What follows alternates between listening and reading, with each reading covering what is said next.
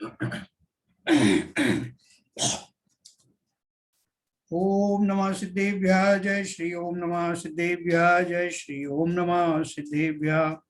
मंगलम भगवान वीरो मंगलम गौतमो गणी मंगलम कुंद कुंदाद्यो जैन धर्मोस्तु मंगलम सर्वमंगल मांगल्यम सर्वकल्याणकारकम प्रधानम सर्वधर्माणां जैनम जयतु शासनम जैनम जयतु शासनम जैनम जयतु शासनम।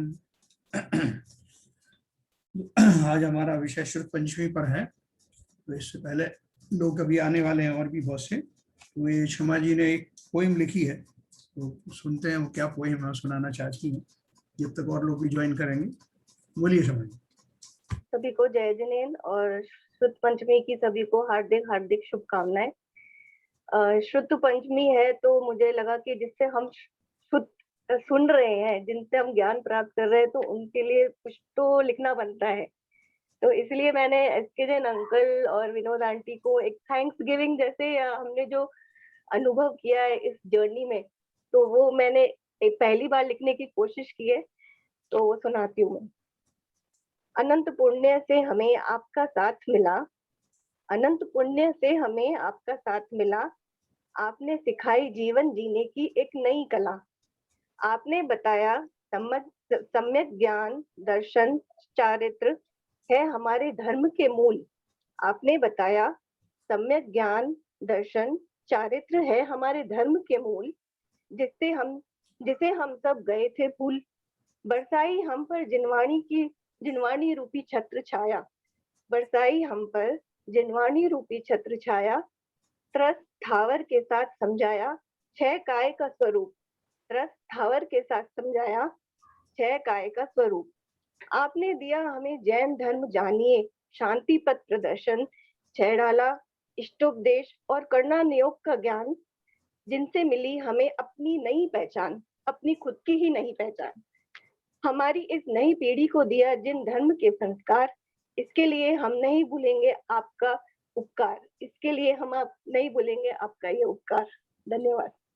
बहुत अच्छे आपके उद्गार, बहुत अच्छे उद्गार हैं आपके। तो शब्दों का चयन भी अच्छा है।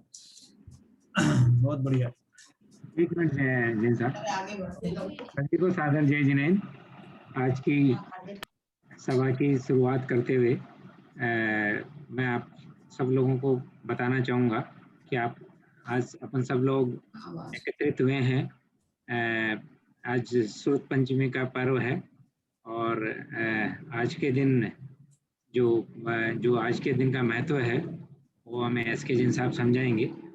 वैसे तो मेरे हिसाब से इसमें जो पार्टिसिपेंट हैं बहुत समय से श्रुत ज्ञान का लाभ ले रहे हैं, रसास्वादन कर रहे हैं।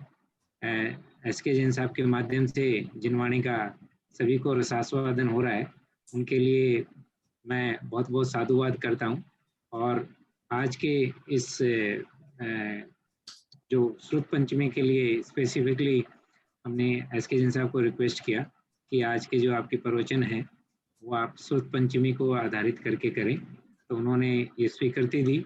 तो इनके लिए मैं बहुत बहुत इनका साधुवाद करता हूँ और उनसे निवेदन करता हूँ कि वो श्रुत पंचमी और जो जिनवाणी का रसास्वादन है वो हमें करवाएं और इससे हमें कृतार्थ करें। सभी को सादर जय जिनेन्द्र। एसके जैन साहब। तो सबसे पहले तो क्षमा ने जो इतनी कोशिश की कविता लिखने की, मुझे बहुत अच्छा लगा कि अच्छा शब्दों का चयन। शायद पहले भी लिखती रही होंगी या अभी शुरू किया है? नहीं अंकल, पहली बार लिखा है। तो बहुत अच्छा है, बहुत अच्छा है। तो आप ऐसे आगे बढ़ती रहिए। वास्तव में तो क्या है कि ये जो भी शास्त्र स्वाध्याय चल रहा है इसमें दोनों ही लाभान्वित होते हैं, वक्ता और श्रोता दोनों एक दूसरे के जो है वो वास्तव में निमित्त बनते हैं उनके ज्ञान अर्जन में, और दोनों का ही उपकार एक दूसरे के प्रति होता है। तो आपके माध्यम से मतलब हमें ये करने की प्रेरणा आती, तो हम नियम से एक डिसिप्लिन वे में उस सबकी तैयारी करते हैं, तो इससे हमें भी अद्भुत लाभ होता है, आप लोगों को भी होता होगा। तो देखो, अपन जो कुछ पढ़ रहे हैं, जो कुछ भी चर्चा कर रहे हैं, वो सब श्रुत का ही विषय है। जो हम बात करते रहते हैं रोज, जो स्वाध्याय चल रहा है वो श्रुत का विषय है। श्रुत का अर्थ क्या है पहले अपन ये जानेंगे, क्योंकि आज श्रुत पंचमी है। तो श्रुत पंचमी की कहानी भी मैं आपको सुनाऊंगा, और श्रुत का स्वरूप भी बताऊंगा कि श्रुत किसे कहते हैं, जिनवाणी किसे कहते हैं, दिव्य ध्वनि क्या होती है, द्वादशांग वाणी क्या होती है। संक्षेप में हमारे पास थोड़ा समय मिला है, तो इसमें कुछ लोगों ने तो पहले से सुना है, हम जब इसको जन धर्म जानिए कहा था, कुछ हो सकता है कुछ लोगों के लिए नई बात हो, तो कोशिश करेंगे कि छोटे से समय में अपन ये विषय कवर करेंगे। श्रुत का शाब्दिक अर्थ होता है सुना हुआ, है ना, अपन सब जानते हैं। ये श्रुत का अर्थ क्या है, सुना हुआ। श्रुत ज्ञान इसी से लगा, मति ज्ञान श्रुत ज्ञान। गणधर ने अरहंत के मुख से जो सुना वही वास्तव में श्रुत है। इस प्रकार जिनेंद्र भगवान द्वारा कहे गए वचनों के अनुसार गणधर आदि के द्वारा जो ग्रंथों की रचना की जाती है उसे श्रुत या श्रुत ज्ञान कहते हैं ना। वो श्रुत पंचमी क्यों है उसकी कथा मैं आपको सुनाऊंगा। सारा श्रुत दो रूपों में मिलता है, द्रव्य श्रुत और भाव श्रुत। द्रव्य श्रुत क्या है, जो अक्षरात्मक द्वादशांग है वह द्रव्य श्रुत है। जिनवाणी द्वादशांग रूप होती है, अक्षर में जो लिखा हुआ है, जो फिजिकल प्रेजेंस है जिसकी, उसको द्रव्य श्रुत कहते हैं। और भाव श्रुत क्या है, इसे सुनने से जो स्वानुभव या स्वसंवेदन ज्ञान उत्पन्न होता है वह भाव श्रुत है ना। इसके भी दो भेद हो गए। एक तो ये कि जिन जीवों को, तीर्थंकर आदि को इस तरह की जिनवाणी आने के सुनाने के जो निमित्त बनते हैं वो उनके भावों के अनुसार बनता है। उनकी उस समय की जो पर्याय होती है उससे वो उनका जो दिव्य ध्वनि आदि खिरती है।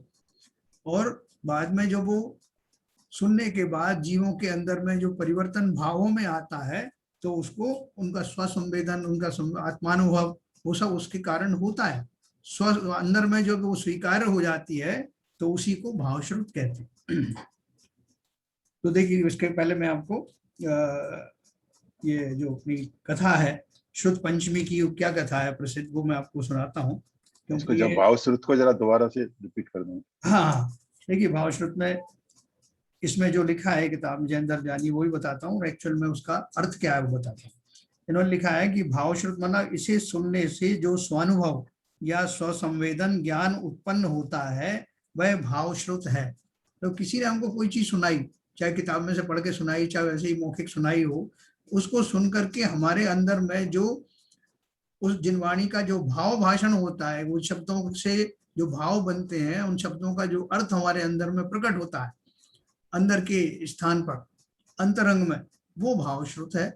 ओके। अब देखिए, ये जो श्रुत पंचमी की जो कथा है बहुत प्रसिद्ध, सब जगह इसी तरह से दी हुई है। आप चाहे इंटरनेट पर देखें चाहे अपनी किताबों में देखें। तो मैं इसमें से आपको ये जैन धर्म जानिए में एक शॉर्ट में दिया है, वो मैं सुनाता हूँ, बीच बीच में थोड़ा सा और भी चीजें बताऊंगा। देखिए इसमें क्या लिखा है। श्रुत पंचमी पर्व, भगवान महावीर भगवान के मोक्ष गमन के 683 वर्ष तक श्रुत परंपरा चलती रही और इस समय तक श्रुत को लिपिबद्ध करने का कार्य प्रारंभ नहीं हुआ था। क्या हुआ था कि पहले जो है जिनवाणी कैसे चलती थी, पूरे चतुर्थ काल में जब जिनवाणी चलती थी तो एक ने दूसरे से कहा, दूसरे ने तीसरे से कहा, बड़े आचार्य ने मुनियों को सुनाया, उन्होंने अपनी परंपरा में दूसरे मुनियों को सुनाया। ये सब जो है मौखिक जिनवाणी चलती थी, क्योंकि सबकी स्मरण शक्ति इतनी तीव्र होती थी कि उनको कहीं लिखा पढ़ी की जरूरत नहीं होती थी, तो वो चलता रहता था। लेकिन भगवान महावीर स्वामी, हालांकि उनका निर्वाण तो पंचम काल शुरू होने के 3 साल 8 महीने और 15 दिन पहले ही जो हो गया था, इसके बाद चतुर्थ काल समाप्त हो गया। 3 वर्ष और 8 महीना 15 दिन के बाद में फिर पंचम काल लग गया। लेकिन उसके बाद भी ये श्रुत परंपरा चालू रही और भी केवल ज्ञानी हुए 100-150 के करीब, श्रुत केवली भी हुए, है ना। इसमें एक प्रश्न आ सकता है, क्योंकि विषय आया तो बता देता हूँ कि भाई पंचम काल में तो केवल ज्ञान होता नहीं, लेकिन पंचम काल में इतने केवली कैसे हो गए? क्योंकि महावीर स्वामी का निर्वाण तो हो गया, उसके बाद कुल 3 साल और 8 महीने 15 दिन का कुल बचा। जबकि ये जो श्रुत परंपरा चालू रही, इसमें लिखा है ना 683 वर्ष तक श्रुत परंपरा चालू रही। इस बीच में 100-150 केवली भी हुए, श्रुत केवली भी हुए। तो वो कैसे हुए? क्योंकि नियम ये है कि अगर किसी जीव ने चतुर्थ काल में जन्म लिया है तो पंचम काल में उसको मोक्ष हो सकता है। जम्बू स्वामी के साथ हुआ ऐसा। तो जैसे दो दिन बचे हों चतुर्थ काल में, उस समय किसी का जन्म हुआ हो और उसको 60-70 साल की आयु मिली हो, तो पंचम काल में आते आते वो उसमें केवल ज्ञान की प्राप्ति हुई और इसलिए उसने केवल ज्ञानी बाद में भी हुए। केवल ज्ञानियों के बाद में प्रशुद्ध केवली हुए। शुद्ध केवली किसे कहते हैं? शुद्ध केवली का अर्थ है कि उनको द्वादशांग वाणी का संपूर्ण ज्ञान तो होता है और वो प्रत्यक्ष रूप में उनको जैसे केवल ज्ञान प्रत्यक्ष होता है वैसा तो नहीं होता, लेकिन ऑलमोस्ट वैसा ही परोक्ष ज्ञान होता है द्वादशांग वाणी का। द्वादशांग वाणी क्या है अपन अब समझेंगे। तो ये जो श्रुत परंपरा है चालू रही 683 वर्ष तक। तो उसके बाद क्या घटना घटित हुई? इस समय तक श्रुत को लिपिबद्ध करने का कार्य प्रारंभ नहीं हुआ था। ईसवी सन की द्वितीय शताब्दी में ना, पहली शताब्दी के बाद दूसरी शताब्दी में गिरनार पर्वत की चंद्र गुफा में तपस्यारत आचार्य धरसेन स्वामी अपनी अल्प आयु जानकर श्रुत विच्छेद के भय से चिंतित हुए, क्योंकि उस समय मुनियों की स्मरण शक्ति क्षीण होने लग गई थी, है ना। धरसेन महाराज थे, उनको जो जितना ज्ञान था वो ज्ञान कितना था ये भी अपन जानेंगे। द्वादशांग वाणी में से कितना अंश उनको ज्ञान था ये भी, जिसके आधार पर वो आगे का कार्यक्रम किया उन्होंने।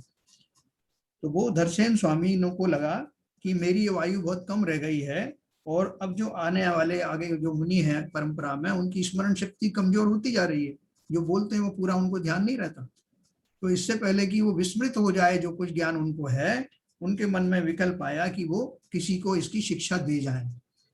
तो उन्होंने क्या किया, गिरनार पर्वत की चंद्र गुफा में थे वो तपस्यारत, अतः उन्होंने महिमा नगर जिला सतारा महाराष्ट्र में चल रहे साधुओं के सम्मेलन के आचार्य अरहद बली को पत्र लिखकर अपनी चिंता से अवगत कराते हुए 2 योग्य मुनियों को भेजने का अनुरोध किया, है ना। उन्होंने बोला कोई ऐसे दो जो बिल्कुल पारंगत हों, तो ऐसे 2 मुनि उन्होंने भेजे।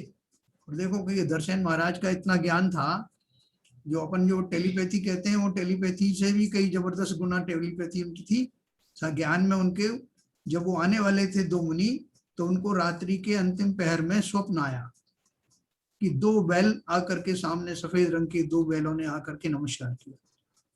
तो बैलों की जोड़ी, वृषभ की जोड़ी जो है काफी शुभ मानी जाती है, 16 सपनों में भी आती है। उससे उन्होंने समझ गए कि 2 मुनि जो है भेज दिए गए हैं। और दूसरे दिन वो मुनि आए, उन्होंने उनकी परीक्षा की। हालांकि भेजा तो उनका अरहद बली ने था, आचार्य अरहद बली ने, लेकिन फिर भी उन्होंने उनकी परीक्षा करने के लिए उन्होंने 2 मंत्र उनको दिए दोनों को, और दोनों एक में मात्रा कम कर दी, एक में एक मात्रा ज्यादा कर दी, और उनसे कहा कि तुम इस मंत्र को सिद्ध कर लो, सिद्ध करने के बाद मेरे पास आना, फिर मैं तुम्हें ज्ञान दूंगा। जब वो सिद्ध करने के लिए गए तो उन्होंने सिद्ध हो गए मंत्र, लेकिन मंत्र के सिद्ध होने के बाद क्या हुआ कि 2 देवियां वहां प्रकट हुई, जबकि उन्होंने बताया था कि जब तुम्हारा मंत्र सिद्ध हो जाएगा तो 2 सुंदर देवियां या देव जो ऐसा भी आता है वो प्रकट होंगे। लेकिन हुआ ऐसा कि 2 जो विवत्स स्वरूप वाली थी, कुरूप जो देवियां प्रकट हुई। तो उन्होंने कहा ये कैसे हो गया, मंत्र में तो ऐसा होता नहीं। तो उन्होंने तुरंत अपने मंत्रों को चेक किया, तो एक में एक मात्रा कम थी, दूसरे में एक मात्रा ज्यादा थी। और इधर धरसेन महाराज ने कह दिया था कि मेरे पास नहीं आना जब तक ये मंत्र नहीं सज जाए, मुझसे कुछ पूछोगे नहीं तुम। तो उनके पास वो भी लिमिट था। तो उन्होंने तुरंत उसको चेक किया अपने ज्ञान से, और वो जो कम और ज्यादा मात्राएं थी उनको दुरुस्त किया और फिर से उसकी साधना की। तो इस बार सुंदर देवियां प्रकट हुई। तो उससे उनको समझ में आ गया कि मंत्र सिद्ध हो गए हैं और भली प्रकार से उसकी साधना हो गई। वो देवियों ने उनसे पूछा कि हमें बुलाने का मंतव्य क्या है। उन्होंने बोला आपको बुलाने का कोई मंतव्य नहीं था, ये तो इस मंत्र की सिद्धि के स्वरूप आपका प्रकटीकरण हुआ। तो देवियां चली गई और इधर वो दोनों मुनि वापस धरसेन जी के पास आए, और धरसेन जी ने उनको विधिवत जो कुछ उनका ज्ञान था वो ज्ञान उनको दिया ना। 2 पटु शिष्यों को गिरनार भेजा। इनके नाम नरवाहन और सुबुद्धि थे। उनका ओरिजिनल नाम क्या था दोनों मुनियों का? एक का नरवाहन था, दूसरे का सुबुद्धि था। आचार्य धरसेन ने उन्हें श्रुत का ज्ञान दिया जो आषाढ़ शुक्ला 11 को पूर्ण हुआ, दूसरी शताब्दी में। और देखो रात को क्या हुआ, व्यंतर देवों में भूत जाति के देवों ने रात्रि को नरवाहन मुनि की बलि विधि, यानी बलि विधि का अर्थ है ना पूजा। बलि के शब्द में आजकल थोड़ा अपभ्रंश हो गया, लेकिन वास्तव में उसका ओरिजिनल अर्थ जो था वो थी पूजा। तो उन्होंने जो व्यंतर देवों में भूत जाति के जो देव थे उन्होंने उनकी विधिवत पूजन की, बलि विधि पूजा की, और सुबुद्धि मुनि के चारों दांतों को सुंदर बना दिया। उनके दांत थोड़े से ऐसे थे तो उनको उन्होंने अच्छा बना दिया। तो फिर क्या हो गया, इस वजह से उनके नाम बदल गए। क्या बदल गए? इन दोनों मुनियों के नाम क्रमशः भूत बलि, बलि यानी पूजा, तो उन्होंने और भूतों ने की थी इसलिए भूत बलि, और दूसरे के चूंकि दंत जो है ठीक हो गए थे इसलिए पुष्प दंत, ऐसे उनके नाम नए नाम से वो प्रसिद्ध हो गए, भूत बलि और पुष्पदंत। आचार्य धरसेन ने अपना अंत समय जानकर दोनों शिष्यों को विहार करने का आदेश दिया ताकि वे आचार्य की वैयावृत्ति में समय नहीं लगाकर श्रुत रचना में लग सके। देखो पहले के जो आचार्य वगैरह होते थे उनको ऐसे विकल्प नहीं आते थे कि अच्छा है मेरी सेवा करेंगे। उन्होंने कहा कि समय बहुत तेजी से निकल रहा है तो तुम इस विकल्प में मत फंसो आचार्य भक्ति की, सीधे निकलो और ये जो ग्रंथ मैंने तुम्हें जो ज्ञान दिया है उसके ऊपर ग्रंथ रचना करो। दोनों मुनि गुरु के आदेशानुसार गिरनार से प्रस्थान कर अंकलेश्वर पहुंचे, जो है ना अपना गुजरात में, और वहां चातुर्मास किया। दोनों ने गुरु द्वारा दिए गए ज्ञान को लिपिबद्ध किया जो 6 खंडों में होने के कारण षट खंडागम कहलाया। ये प्रसिद्ध शास्त्र, सिद्धांत शास्त्र षट खंडागम, जिसके दर्शन मात्र से लोग जो है वो कृतार्थ हो जाते हैं। ओरिजिनल ग्रंथ तो भी मूल बद्री में रखा है, ताड़पत्र पर लिखा हुआ, तो उसकी जो कॉपियां जो प्रिंट हुई उसकी बहुत बड़ी कहानी है, वो कभी आपको सुनाएंगे। तो वो अभी भी उसको जो लिखित है छपा हुआ षट खंडागम है, उसके भी दर्शन करके लोग लाभान्वित होते हैं। उससे बोलते हैं कि ये मुनियों के अलावा पढ़ने के श्रावकों को नहीं दिए जाते, फिलहाल ऐसा है, तो उनके दर्शन करके लोग अपना भाग्य अच्छा समझते हैं। तो 6 खंडों में होने के कारण षट खंडागम कहलाया। इसे प्रथम श्रुत स्कंद कहा गया। 2 श्रुत स्कंद थे, प्रथम श्रुत स्कंद, द्वितीय श्रुत स्कंद। प्रथम श्रुत स्कंद इसका नाम दिया पहले खंड के। अब इसमें जो इस श्रुत स्कंद का कि जो षट खंडागम के 6 भाग हैं, उसमें पहले खंड के सूत्र आचार्य पुष्पदंत ने, जो 2 मुनि थे ना, उनमें से आचार्य पुष्पदंत ने ईस्वी के सन 106 से 136 में बनाया, है ना। जो पुष्पदंत महाराज थे उन्होंने जो पहला खंड था उसको सन 106 से 136 के बीच में बनाया। इसके बीच में उनका शरीरांत हो गया और शेष 5 खंड आचार्य भूतबली ने सन 136 से 156 के बीच बनाए। आचार्य भूतबली ने इनकी रचना अंकलेश्वर में पूर्ण की। ताड़पत्र पर प्राकृत भाषा में रचित इस ग्रंथ की चतुर्विध संघ तथा देवों ने सन 156 ईस्वी में ज्येष्ठ शुक्ला पंचमी को पूजन की, अर्थात आज के ही दिन 156 ईस्वी में। इसी कारण जैनों में यह तिथि श्रुत पंचमी के नाम से मनाई जाती है। जिस समय इसकी रचना हुई देवों ने इसमें पुष्प वृष्टि आदि की, देवों ने उसका बहुत उत्सव मनाया। आदमियों से पुरुषों ने, मनुष्यों ने तो मना ही मनाया, जो अभ्यंतर देव थे उन्होंने भी बहुत मनाया।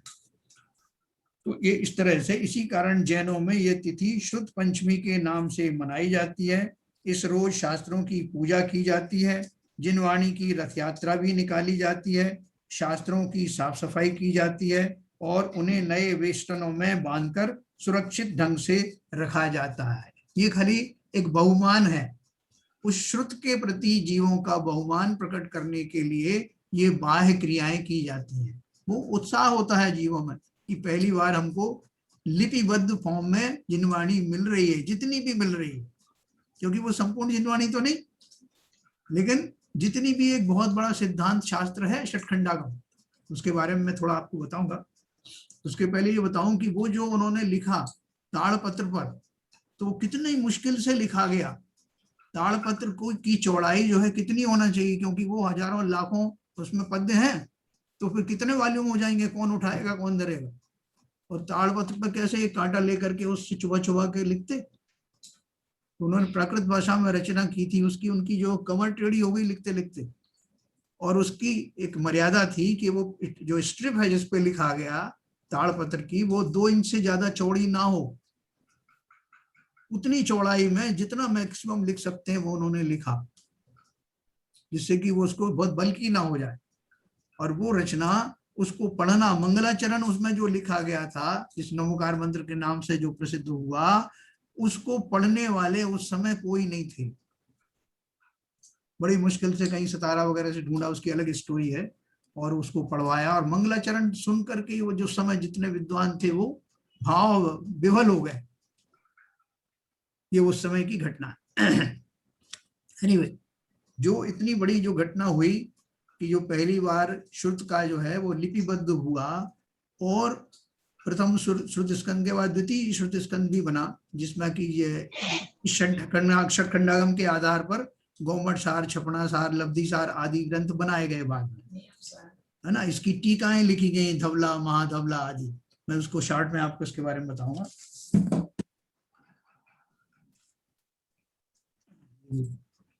ये षटखंडागम के जो है वो 6 वॉल्यूम है। 6 वॉल्यूम कौन से हैं, इनका खाली नाम मैं आपको बताता हूँ।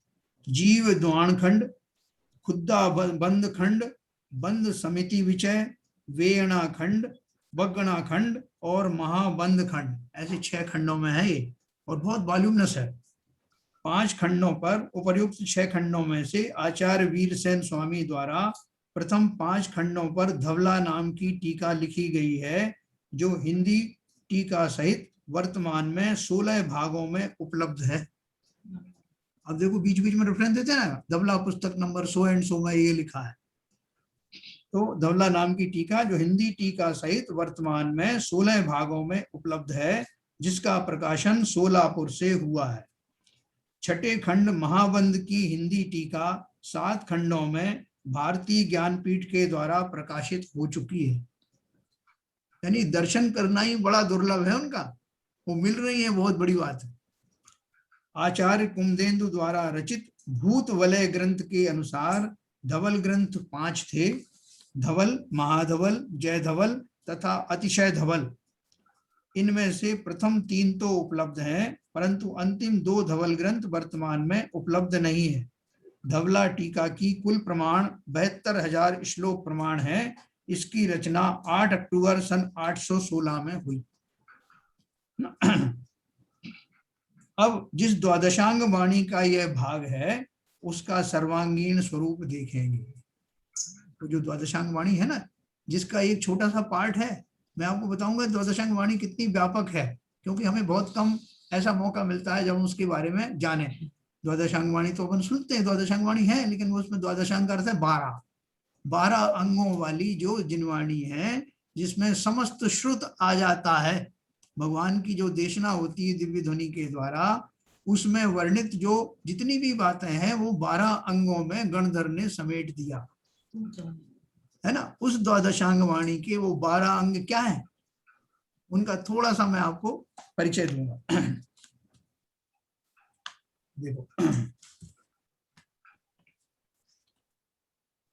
इसके 12 अंग कौन से हैं, अपन ने वो जिनवाणी में पढ़ते हैं। अपन सरस्वती पूजन जब करते हैं तो क्या बोलते हैं, पहला आचार अंग बखानो, पद अष्टादश सहस प्रमाणो, दूजो सूत्र कृतम अभिलाषम, पद 36 सहस गुरु भाषम। ये हम जो है सरस्वती जी पूजन करते हैं और करके भूल भी जाते हैं कि इसमें क्या लिखा है ना, किसकी पूजन हो रही है।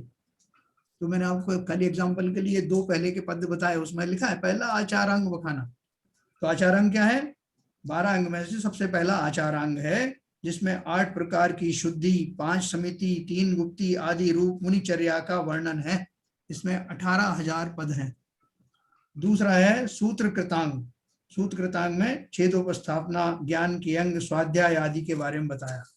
फिर तीसरा स्थानांग है, चौथा समवायांग है, 5वां व्याख्या प्रज्ञप्ति अंग है, 6वां ज्ञात्र कथांग है, 7वां उपासक अध्ययनांग है। इन सब में किसी में श्रावक के बारे में बताया है, किसी में बहुत प्रथमान योग की कहानियां बताई हैं। 7वें नंबर का है उपासक अध्ययनांग, 8वां अंतकृत दशांग, 9वां अनुत्तरोपादक दशांग, 10वां प्रश्न व्याकरणांग, 11वां विपाक सूत्रांग, 12वां दृष्टि प्रवादांग। दृष्टि प्रवादांग में जो 363 मिथ्या मत चलाए थे ना मारीच के समय में, उनका विस्तार से वर्णन है। व्याकरणांग में व्याकरण के बारे में दिया है पूरा। फिर 12वां नंबर का जो अंग है उसका नाम है दृष्टि प्रवादांग। ये बहुत इंपॉर्टेंट है। जब आप देखोगे बहुत सारे जो लोग हैं उनको 11 अंग का तो ज्ञान होता है, लेकिन 12वें अंग का संपूर्ण ज्ञान नहीं होता। 12वां अंग है दृष्टि प्रवादांग, जिसमें 363 मिथ्या मतों का वर्णन और निराकरण है। इसमें लोक, मंत्र, कला, कथा आदि का वर्णन है। इसके 5 भेद हैं: परिकर्म, सूत्र, प्रथमानुयोग, पूर्वगत और चूलिका। ठीक है, ऐसे उसके द्वादशांग अंग के 5 भेद हैं। तो 5 भेद में से जो मैंने आपको पूर्वगत बोला, जिसे पूर्व के नाम से जानते हैं, 14 पूर्व, है ना, तो लोगों को 11 अंग और 14 पूर्व इतने का ज्ञान होता है। उपाध्याय जो हमारे परमेष्ठी है, और वो 14 पूर्व वो बहुत इंपॉर्टेंट होते हैं। तो पूर्वों से डिसाइड किया जाता है कि उनका ज्ञान कितना था, कितने पूर्व का ज्ञान था। 11 अंग के अतिरिक्त 12वें अंग के जो 14 पूर्व हैं, उनमें से कितने पूर्व का ज्ञान है, इससे डिसाइड होता था कि वो कितने ज्ञानी थे। बाकी का सब तो है ही 11 अंग। तो देखो ये जो पूर्व है, 14 पूर्व है, 14 पूर्व में से मैं आपको थोड़ा शॉर्ट में इसलिए बता रहा हूं क्योंकि वो इन्हीं पूर्व में से किसी का अंश के रूप में वो षटखंडागम की रचना हुई है। इसलिए आपकी जिज्ञासा होगी इस पूरे संपूर्ण द्वादशांग में वो कौन सा पार्ट था जिससे इस षटखंडागम की रचना हुई। तो देखो 14 पूर्व कौन से हैं? 12वें अंग के अंतर्गत आने वाले 5 भागों में से पूर्व नाम के भाग के 14 भेद हैं।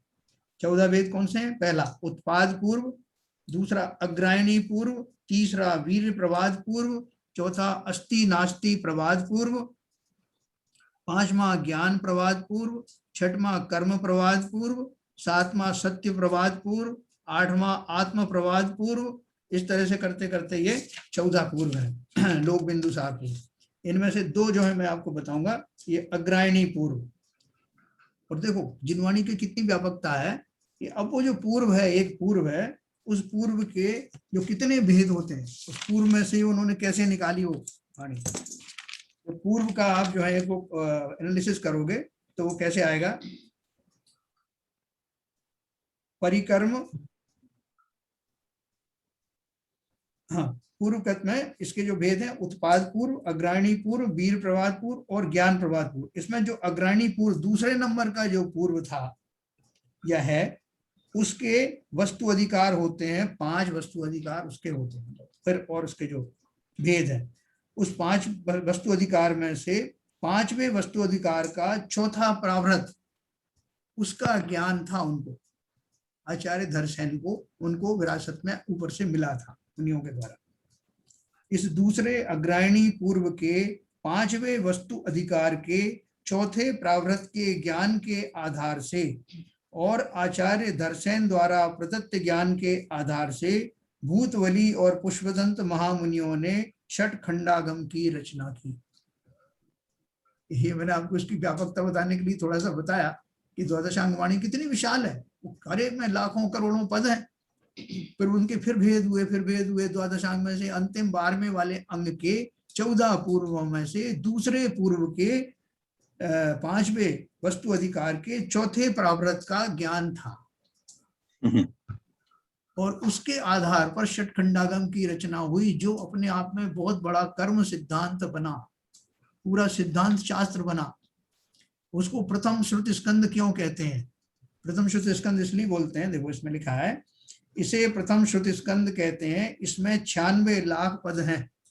इनकी टीकाओं के आधार पर श्री नेमीचंद आदि आचार्यों ने गोमट सार, लब्धि सार, छपना सार आदि ग्रंथ बनाए लगभग 1300 वर्ष पूर्व। जो हमारा भाग्य अच्छा है कि हम सबकी लाइब्रेरी में वो ग्रंथ मौजूद है। गोमट सार हमने जो मंदिर जी में भी पढ़े, लब्धि सार, छपना सार तो खैर नहीं पढ़े, अगर है अपने पास अवेलेबल है। और 1300 वर्ष पूर्व इनकी रचना हुई, जो हमारे लिए तो सरल है। षटखंडागम के आधार पर इनको बनाए। षटखंडागम तो आप समझ नहीं सकते। इस प्रथम श्रुति स्कंद या सिद्धांत ग्रंथ में पर्यायार्थिक नय को मुख्य करके कथन किया है। इसमें पर्यायों के बारे में मुख्यतः कथन है। इसी नय को अशुद्ध द्रव्यार्थिक नय अथवा अशुद्ध निश्चय नय व व्यवहार नय कहते हैं। ठीक है, ये व्यवहार नय, इसमें मुख्य रूप से व्यवहार नय दिया हुआ है। कर्म सिद्धांत आदि जो है वो सब विस्तार से दिए इसमें। अभी देखो जो एक अध्यात्म शास्त्र चलता है इसमें समय सार आदि है, समय सारा वो दूसरा श्रुत स्कंद है जिसमें सिर्फ अध्यात्म की चर्चा है। वो श्रुत स्कंद कैसे बना मैं इसको शार्ट में इसका ही बताता हूँ आपको। इसके बाद भद्रबाहु स्वामी की परंपरा में दूसरे गुणधर नाम के मुनि हुए। उनको ज्ञान प्रवाद नामक 5वें पूर्व के 10वें वस्तु अधिकार के तीसरे प्रावृत्त का ज्ञान था। जैसे इनको था ना दूसरे पूर्व का जो वस्तु का और चौथे प्रावृत्त का ज्ञान था, ऐसे ही वो भद्रबाहु स्वामी की परंपरा में जो गुणधर नाम के आचार्य हुए उनको जो 5वें नंबर का पूर्व है 14 पूर्व में से ज्ञान प्रवाद नाम का, उस पूर्व के 10वें वस्तु अधिकार के तीसरे प्रावृत्त का ज्ञान था। इनकी लंबी परंपरा में कुंद कुंद मुनि उन शास्त्रों के ज्ञाता हुए और इससे द्वितीय श्रुत स्कंद की उत्पत्ति हुई।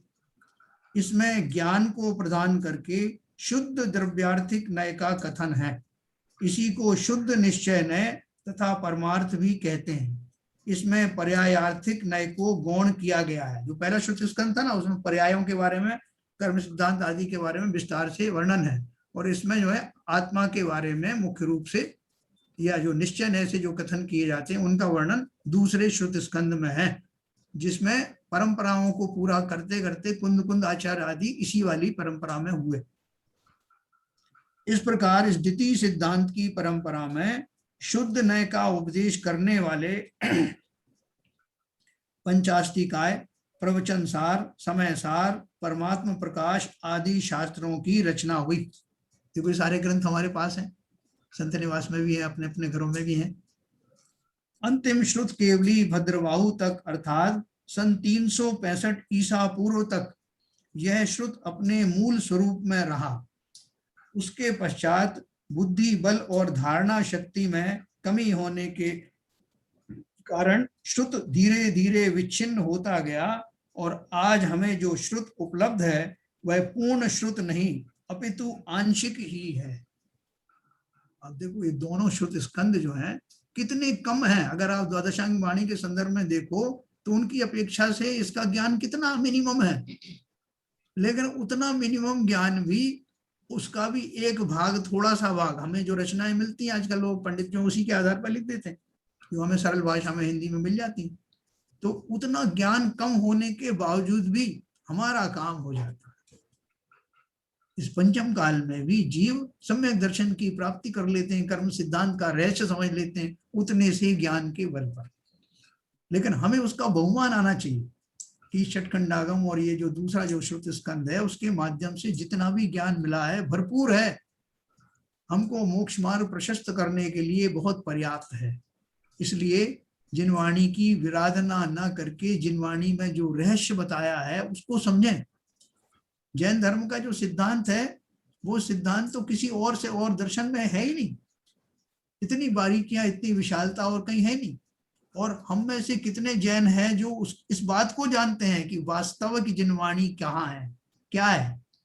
हम तो जिनवाणी किसको कहते हैं, लाना वो लाल जिनवाणी उठा लाओ, वो हरी जिनवाणी उठा लाओ। हम किसको बोलते हैं जिनवाणी? हम तो पूजा संग्रह को जिनवाणी कह देते हैं। और उससे ही ज्यादातर जैनी इतना ही मान के चलते हैं कि इतना ही जैन सिद्धांत है, रात में नहीं खाना, पानी छान के पीना, कंदमूल फल का त्याग कर देना और ये हरी जिनवाणी लाल जिनवाणी में से पूजन करना। लेकिन जो हमारा माल है असली, वो माल से हम परिचित ही नहीं है। द्वादशांग वाणी का नाम सुन तो लिया होगा लोगों ने, लेकिन उसका स्वरूप का पता नहीं। और देखो वास्तव में तो क्या है, जैसे जैसे आपको ये जिनवाणी पढ़ने की रुचि उत्पन्न होगी आपको लगेगा कि मैं माला माल हो गया, कितना माल है मेरे पास। ऐसा किसी दर्शन में नहीं दिया, इतनी बारीकी है और बहुत अद्भुत है।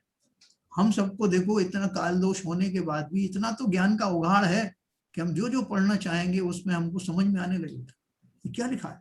और तब हमें वास्तव में इस बात का आश्चर्य होगा कि इतने माल के होते हुए भी मैं उससे वंचित रहा। मैं खाली ऊपर ऊपर के कामों में ही लगा रहा।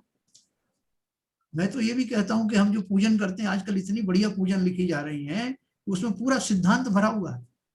आप ध्यान से पढ़ोगे तो हर पूजा के अंदर में ये जो मैं आपको बोल रहा हूँ द्वादशांग वाणी का कुछ ना कुछ परिचय अवश्य मिलेगा। और अगर हमने ध्यान से पूजन तो हम कर ही रहे हैं, 1 घंटा पूजन में लगाया है, तो अगर समझ के किया उसका अर्थ समझ के किया, स्वाध्याय करने के बाद में पूजन करी, तो उसका रहस्य खुल जाएगा। हम पूरा स्वाध्याय का आनंद पूजन में ही ले लेंगे। जयमाला, कितनी सुंदर जयमाला है। और समझ में ना आए तो देखो, अभी सब इतने ज्ञानी हो गए आसपास, एक दूसरे को बता भी देंगे कि इसका अर्थ क्या है। समझ करके पूजन पढ़ोगे तो स्वाध्याय का पूरा पूरा लाभ मिलेगा। जिनवाणी समझ में आएगी, हमें कोई एक्स्ट्रा टाइम भी नहीं देना। 1-2 पूजन पढ़ो और बड़े भाव से पढ़ो उसको समझ कर।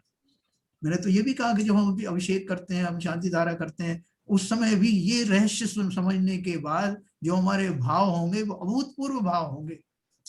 तब हमें कुछ मांगने की, कुछ निदान करने का भाव ही नहीं होगा। उनके गुणों का चिंतन करने में कब समय निकल गया पता भी नहीं चलेगा। तो एक तो ये मैं आप सबसे मेरी विनम्र निवेदन है कि जिनवाणी का जितना स्वाध्याय कर सकते हो करो, बहुत समझ के करना। ये माल हमको ही मिला है, जैनियों को ही मिला है, उसको व्यर्थ में मत गंवाना। दूसरी बात यह है कि जिनवाणी धारण करने की चीज है, पढ़ने पढ़ाने की तो बात है ही। खैर, पढ़ने के बाद जो अंतरंग में जो हम धारण करते हैं, वास्तव में जिनवाणी सुनना वही उसका मर्म है। अब हम जैन हैं, लेकिन हमारे जैनवत आचरण है क्या? हम आम पब्लिक की तरह व्यवहार करते हैं, जबकि हम अनूठे हैं, अनोखे हैं पूरे। देखो अभी कितने सारे, कितनी पीड़ादायक जो है काल चल रहा है, कितने कष्ट भरा जो समय गुजर रहा है, कितने मानव जो है त्रस्त हैं। उनमें चंद जैनियों ने तो ये जो परंपरा को चालू किया है, उन्होंने अपने जैनी होने का परिचय दिया है। जगह जगह उन्होंने देखो ऑक्सीजन सिलेंडर पहुंचाए, जो लोगों की मदद करी, कितनी कितनी तरह से करी। और अपना पूरा मंदिर ही किसी ने जिन उसमें कन्वर्ट कर दिया हॉस्पिटल में। हमको उसकी जो प्रैक्टिकल जो चीजें हैं उनको ग्रहण करना है। जिनवाणी की जो प्रारंभिक चीजें हैं, देखो जब तक हमारे जीवन में सदाचार नहीं आएगा, सम्यक दर्शन होने वाला नहीं। और ये सब सदाचार की हैं, सामाजिक बन करके सदाचार पूर्वक ही सम्यक दर्शन की भूमिका प्रशस्त हो सकती है। हम क्या करते हैं आज, देखो कोरोना पीरियड की वजह से बेचारे जो रोजंदारी वाले लोग थे, जो सुबह कमाते थे, शाम को खाते थे, उनकी सब रोजी रोटी बंद हो गई। और हम जो है अपने निर्विकल्प भाव से बिना इस बात को एकदम इग्नोर करते हुए चले जाते हैं कि कितने लोग परेशान हो रहे हैं। अब देखो वो सब्जी की दुकान लेकर के बैठते हैं फुटपाथ पर, कि कुछ मिल जाए तो हम खा लेंगे। वो जो अपने जो गार्बेज बैग आते हैं उनकी जो है दुकान लेकर के बैठते हैं महिलाएं, बगल में छोटे छोटे बच्चे हैं, उनका एक बैग बिक जाता है तो उनको 2 रुपए मिल जाते हैं। लेकिन हम इग्नोर करते हैं उसको, हम तो सब बड़े बड़े मॉल से खरीदेंगे। और अगर जो फुटपाथ पे सब्जी की दुकान लगी तो उस पर अगर वो 20 रुपए की चीज दे रहा है तो 15 की देना, जबरदस्त बार्गेन करते हैं उनसे। अरे तुम्हारे अगर 5 रुपए उसको मिल जाएंगे, तुम वैसे भी तो दान देते हैं ना अपन, तो डायरेक्टली वो उनके दुधमुहों को एक निवाला उपलब्ध हो जाएगा। उनसे क्या बार्गेन करते हो? बड़े बड़े जो है उसमें जाते हो, स्वर्ण के सोने के जो स्टोर में जाते हो, वहां करो ना बार्गेन। वहां तो सीधा क्रेडिट कार्ड दे देते हैं, डेबिट कार्ड दे देते हैं, काट लेना भाई जितने काटना। वहां तो करते नहीं, इसलिए सब शर्म आती है। और यहाँ शर्म नहीं आती कि जो बेचारे जो एक एक टाइम की रोटी से वंचित हैं, उनको अगर मैं अपना उन बिना बार्गेन करे दे दूं तो ही बड़ा उपकार है। वो आपसे भिक्षा नहीं मांग रहे। ऐसा मैं आपको सिर्फ इसलिए बता रहा हूं कि हमारे वर्तमान समाज के अंदर ही रहते हुए हम अपना जैनी होने का प्रमाण दें। हमारे अंदर करुणा फूट फूट करके निकलनी चाहिए। तब तो जिनवाणी के भक्त हैं हम। तब हमने जिनवाणी का मर्म समझा है, तब हमने कर्म सिद्धांत समझा है, तब हमने समझा है कि जीव द्रव्य क्या होता है। तो समय हो रहा है आपका भी, साथ में और दूसरी भी जो गतिविधियां होंगी। मैं इतना ही मैं आप सबसे निवेदन करूंगा कि ये प्लेटफॉर्म जो है अपने को मिला है, इसमें अपन चर्चा करते हैं। मैं कोई ना तो मैं कोई ज्ञानी हूँ ना कोई बड़ा विद्वान हूँ, लेकिन एक फैसिलिटी जरूर हूँ जिसके माध्यम से आप कुछ प्रश्न अगर करते हैं तो मैं किताब में से देख के बता देता हूँ। इतना ही भर मुझे ज्ञान है। लेकिन ये फोरम के ऊपर में जो भी अपन डिस्कस करते हैं उससे जिनवाणी का मार्ग तो खुलता ही खुलता है। इसलिए सबसे निवेदन करूंगा आप थोड़ा सा समय निकाल के 1 घंटा अपने लिए निकालिए और हमें भी अपना ज्ञान दीजिए। जिसको सभी को ज्ञानी है सब, जो चीज मुझे मालूम है वो मैं आपको दूंगा, जो आप मुझे नहीं मालूम वो आपसे लूंगा। तो सब लोग इसका आनंद लेंगे। जिनवाणी का एक अच्छा फोरम शुरू हुआ है, ट्रस्ट के पदाधिकारियों ने एक ही अच्छा निर्णय लिया है, आप सब इसमें जुड़ें इसी की भावना के साथ में मैं अपनी बात को विराम देता हूँ। मैं एक प्रश्न कर सकता हूँ सर? हाँ बोलिए बोलिए। अदर देन दिगंबर समाज, श्वेतांबर समाज में शुद्ध पंचमी या उसका कुछ विवरण है? या ये दोनों के लिए वैलिड है या खाली दिगंबर समाज ही मनाता है? नहीं, शुद्ध पंचमी का मैंने तो ज्यादा पढ़ा नहीं उनके बारे में कि वो मनाते हैं कि नहीं, मेरे ख्याल से मनाते होंगे, क्योंकि ये जो श्वेतांबर पंथ जो आया है वो उसके बाद में आया है, तो वो मुझे उसके बारे में ज्यादा जानकारी नहीं है उनके। श्वेतांबर समाज तो ये कहते हैं कि हमें पूरा ज्ञान है, तो असंग वाणी का पूरा ज्ञान है। हाँ, वो कहते हैं सारे पूर्व वगैरह सब अवेलेबल, 12 अंग अवेलेबल हैं। वो कहते हैं साहब हमारे पास आगम रखा है और आगम में देख के भी आए, अहमदाबाद में पढ़ा उनका आगम, ओरिजिनल आगम उनके पास है क्या? मैं निवेदन करता हूँ सत पंचमी के दिन आज मैं श्री एस.के. जैन और श्री विनोद बहन जी का श्रद्धा से नमन करता हूँ, उनका आभार प्रकट करता हूँ, वो हमको जीवनवाणी का ज्ञान दे रहे हैं। मैं भी उसकी अनुमोदना करता हूँ सर। मैं भी उसकी अनुमोदना करता हूँ। हम सभी लोग अनुमोदना करते हैं। हम सब उनकी अनुमोदना हम भी अनुमोदना करते हैं, यह बहुत बढ़िया ज्ञान दे रहे हैं। अच्छा लोग भी अनुमोदना करते हैं सब। हम सबकी अनुमोदना है। हम सब लोग पंचमी तो अब चालू हुई है हमारे लिए। सभी सदस्यों को बहुत बहुत धन्यवाद। हम सभी अनुमोदना करते हैं। हम सभी भी अनुमोदना करते हैं। सभी सदस्यों का आभार। हमारा अपने विद्वानों के प्रति हमारा सिद्धांत है, बहुत अच्छा है, अच्छी बात है। हम स्वाध्याय को इसी प्रकार से आगे बढ़ाते रहेंगे तो हमें कुछ ज्ञान प्राप्त होगा। बाबूजी देखिए, जो करीब 15-16 महीने हो गए, आज हम इस ट्रस्ट के तरफ से जो फैसिलिटी, अद्भुत फैसिलिटी दी हुई है, इसके दो कारण हैं कि कोरोना के अंदर हम जो घर में बंद रहते हैं वो जेल से भी ज्यादा कठिन है, और उसमें ये 1 घंटे का समय निर्विवाद रूप से लगातार चल रहा है, और कुछ सदस्य ऐसे हैं जिन्होंने 1 दिन की भी नागा नहीं की है। और ये जो स्वाध्याय हमारा जो चलता है, एक चीज जरूर है कि ये जैन साहब का जो अपूर्व ज्ञान है, और उसके साथ उनको जो विनोद बहन जी जो एक कहते हैं ना हैंडबुक है हर चीज का मतलब, जो जहाँ चीज अटक जाती है उसका वो क्या कहते हैं, एक शस्त्र है। वो ज्ञान हमको जो चर्चा होती है वो ऐसी नहीं होती है कि कोई हमको प्रवचन दे रहा है हम सुनते जा रहे हैं। उस चर्चा का अद्भुत स्वरूप ये है कि ये इंटरेक्टिव सेशन होता है, और हम लोग इतने फ्री हैं, इतनी फ्रीडम है, हमें जरा भी किसी को भी हिचक नहीं है कि अगर कोई भी सवाल, कोई भी डाउट आता है जिसका जैन साहब अपनी लय को बद्ध रखते हुए उनको टोकने से वो उनको उस चीज का मलाल नहीं होता है। उस प्रश्न को वो बड़ी उत्सुकता से वेलकम करते हुए जब तक उसका निवारण नहीं होता है तब तक उसको छोड़ते नहीं है। तो ये सबसे बड़ी फैसिलिटी है। और तीसरी चीज ये है कि ऐसा नहीं है जो ग्रंथ चल रहा है उसी का वो विवरण चालू है, बीच बीच में जो पहले जो पढ़ाया है उसका भी रिवीजन होता रहता है, जिससे जो हमने पढ़ा है तो जिससे हमारा ज्ञान की प्रभुता और बढ़ती है। तो कई अद्भुत चीजें हैं इस स्वाध्याय की, जो मैं तो कहता हूँ कहीं भी ऐसा अद्भुत स्वाध्याय नहीं होता होगा।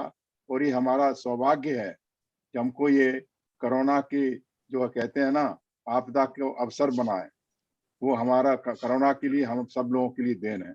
इसके लिए मैं ट्रस्ट के पदाधिकारियों को और जितने लोग इसमें क्या कहते हैं सम्मिलित होते हैं, और सबसे ऊपर हमारे जो वक्ता हैं, हमारी बहन जी हैं, उनके लिए हृदय से वास्तव में आभार प्रकट करता हूँ। धन्यवाद। जय जिनेन्द्र। जिनवाणी स्तुति इसके बाद में करेंगे, 1 मिनट 2 मिनट में बोल देता हूँ। मैं ट्रस्ट के ओर से और समाज की ओर से विनोद बहन जी का और एसके जैन साहब का पूरे समाज और ट्रस्ट की ओर से बहुत आभार व्यक्त करता हूँ। तो ये जो जिनवाणी का रसपान होता है और जो जीवन जीने की जो कला और जो जीवन में जैन धर्म का जो धारण इस जिनवाणी के रसपान के माध्यम से हो रहा है, उसका लाभ सभी लोगों को जो इसमें शामिल होते हैं उनको मिलता है। तो निश्चित ही सभी लोग भव्य जीव हैं और कोई ना कोई भाव में इनको मोक्ष की प्राप्ति सभी को होगी। तो मैं आपका इस सबको मोक्षगामी बनाने के लिए आप दोनों का बहुत बहुत आभार व्यक्त करता हूँ। जय जिनेन्द्र। सब लोगों को बहुत बहुत धन्यवाद इतने अच्छे शब्द बोलने के लिए। लेकिन वास्तव में ना तो मैं ज्ञानी हूँ, मैंने आपको पहले ही बताया, ना मैं कोई विद्वान हूँ। हाँ, बहन जी जरूर हमारी विदुषी हैं, उनको अच्छी नॉलेज है और उनका सपोर्ट रहने की इस वजह से मैं थोड़ा साहस कर पाता हूँ कुछ बोलने का। कहीं कुछ गलत होगा तो वो उनसे समझ लेंगे। तो फिर से एक बार आप सबको धन्यवाद करते हुए भाई यही निवेदन है कि हम लोग सब इस मंच पर हैं और एक दूसरे का उपकार करते हैं। धन्यवाद। मैं भी बहन जी को से परिचित नहीं था, पर मुझे भी इस बात का बहुत खुशी है कि बहन जी इतनी ज्ञानी है, उनका ज्ञान मुझे भी मिल रहा है। आपको तो मैं जानता हूँ, आपका ज्ञान तो पहले से मैं जानता था। बहन जी आपसे भी आगे हैं, उसके लिए बहुत बहुत मैं आप स्वागत है। मैं चाहता हूँ कि हमेशा जो जब तक हैं हम 79 के हो गए, जब तक चलते रहे तब तक उनका ज्ञान हमें मिलता रहे। Thank you. जय जिनेन्द्र। जय जिनेन्द्र।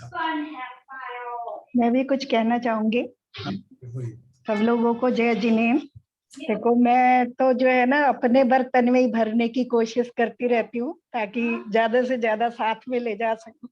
तो उसके साथ में उसके लिए भी आप सब लोग मेरे निमित्त बन जाते हैं, है ना, कि मैं आप सब लोगों के साथ में ज्यादा से ज्यादा समेट सकूं और अपने अंदर भर सकूं ताकि साथ ले जा सकूं। बस उसी लिए मेरा तो पुरुषार्थ है और जी आपका बड़प्पन है। सही बात है, ऐसा कुछ नहीं है, क्योंकि सब अपने लिए ही करते हैं। आप लोग अपने लिए कर रहे हैं, हम अपने लिए कर रहे हैं। जिनवानी से इतना तो सीख ही लिया है ना सबने कि सब अपने लिए। लेकिन आंटी जी आप और अंकल जी दोनों निमित्त बने हम लोगों के लिए। सही बात। ये तो संसार की व्यवस्था है ना, हमारे लिए भी। हमसे पहले जो हो गए, जिन गुरुओं ने लिखा वो हमारे लिए निमित्त बन गए। तीर्थंकर इत्यादि जो है वो तो सब संसार की व्यवस्था है। और क्या, सही बात। जो मशीनरी बनी है उसमें सब एक पेच भी लगा है तो वो अपना अपना काम कर रहा है, तो वो व्यवस्था के अंग है। लेकिन वास्तव में सब कर अपने लिए ही रहे हैं। बहन जी सब व्यावहारिक रूप से ये आप लोग निमित्त बने हैं तो उसका हमें बहुमान होना भी तो जरूरी है। इसको तो स्वीकार करना पड़ेगा आपको। वो आप सब लोगों का बड़प्पन है ना। नहीं, बड़प्पन नहीं है, हमारी ड्यूटी है। आंटी जी हम लोग पहले है ना प्रवचन सुनते थे, तब प्रवचन से जितना ज्ञान नहीं है, जितना स्वाध्याय करने के बाद अंदर एक अलग ही हम लोग को आनंद की अनुभूति होती कि हाँ सही ज्ञान तो अभी हमने प्राप्त किया है। एक बार जिनवाणी कर लें, जिनवाणी करके थोड़ा और प्रोग्राम है वो करके फिर एक बार फिर से अपन ओपन रखेंगे प्रोग्राम को। तो कौन जिनवाणी करते हैं, तो एक बार जिनवाणी स्तुति। एसके जैन साहब आप बोलिए। मिथ्यात्म नाश वे को ज्ञान के प्रकाश वे को आपा परुभाष वे को मनुष्य बखानी है। चाहो द्रव्य जान वे को बंद विधि पान वे को परु पिछान वे को परम प्रमानी है। अनुभव बताए वे को जीव के जताए वे को काहू ना सताए वे को भव्य और यानी है। जहाँ तहाँ तार वे पार के उतार वे को सुख विस्तार वे को यही जिनवाणी है। हे जिनवाणी भारती तो जपू दिन रैन, जो तेरी शरणा कहे सो पावे सुख चैन। जावाणी के ज्ञान ते सूझे लोकालोक, सो वाणी मस्तक धरूं सदा दे तू। जिनवाणी माता की जय। अवार नमोकार मंत्र करें।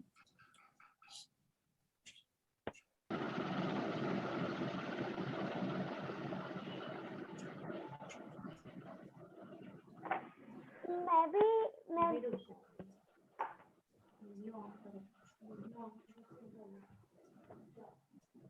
मैं संजय जी से निवेदन करूंगा कि आगे की कार्यवाही वो अपने हाथ में लें। चलिए, जय जिनेंद्र सभी को।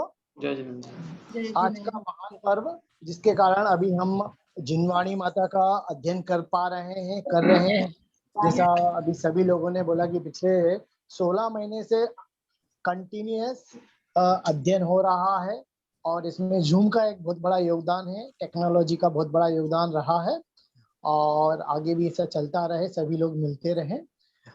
यही इन्हीं भावनाओं के साथ में आज एक छोटा सा प्रोग्राम जो श्रुत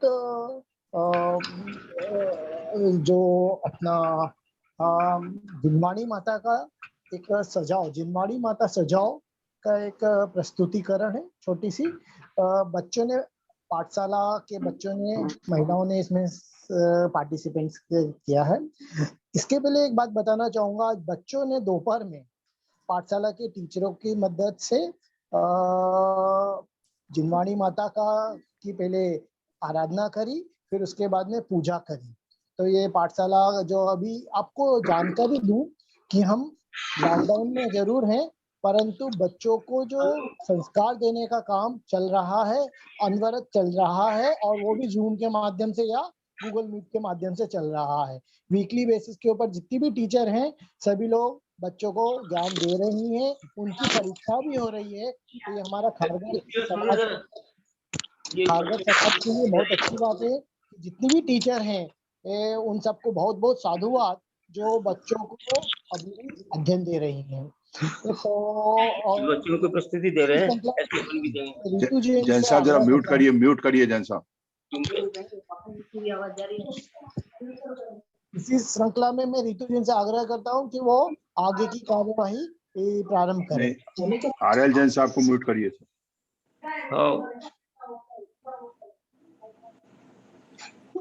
आप अपने आप को अनम्यूट कर दीजिए।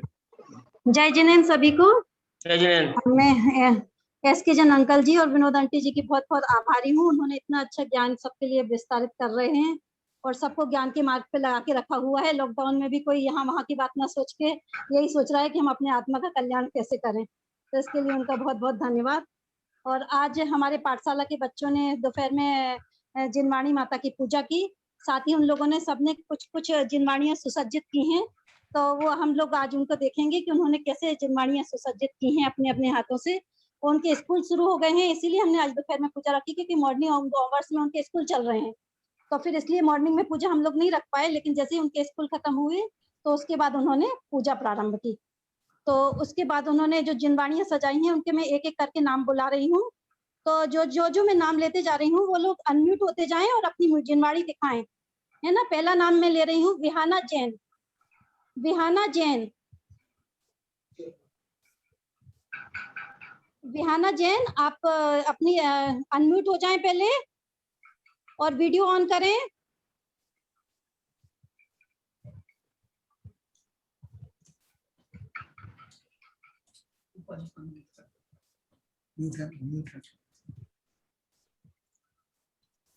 अच्छा, तो अभी विहाना शायद नहीं, चली गई हो। कौशिकी, कौशिकी है क्या?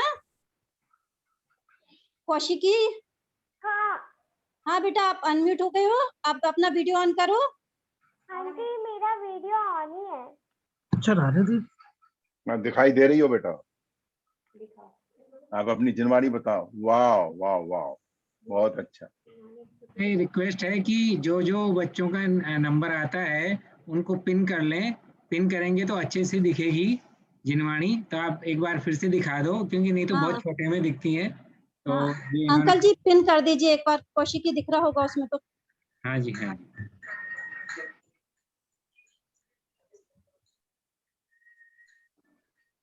थैंक यू, बहुत अच्छा आपने सजावट किया है। मैं एक जिनवाणी स्तुति भी गा सकती हूँ?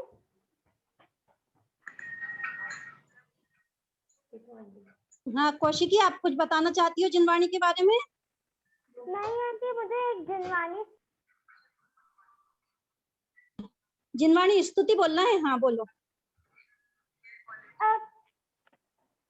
अच्छा अक्षर पद मात्रा से दूषित वचन अगर ममहीन रहे और प्रमाद कषाय के वश में सम्यक तब लीन किए। जिनवाणी माता मेरी उन सब त्रुटियों को क्षमा करे, दे आशीष शीघ्र हम सबको केवल लब्धि रमा मिले। प्राप्त हमें हो बोध समाधि परिणामों की शुद्धि हो, निज आत्म उपलब्ध हमें हो शाश्वत सुख की सिद्धि हो। चिंतित वस्तु दात्री माता चिंतामणि उपमा भाती, करूं वंदना पूर्ण विनय से शरण रखूं मैं ये पाती। कर जिनवाणी स्तुति मन की ममता टार, महामंत्र का जाप अब सभी जपे नव बार, सभी जपे नव बार, सभी जपे नव बार। जय जिनेंद्र, जय जिनेंद्र।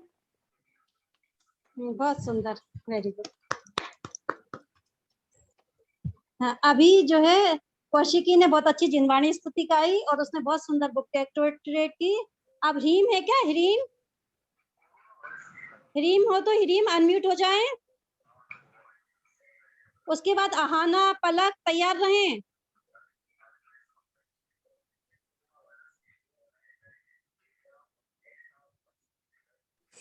रीम अपना रेज हैंड कर दे बेटा, जिससे मैं आपकी स्पॉटलाइट में डाल दूंगा। रीम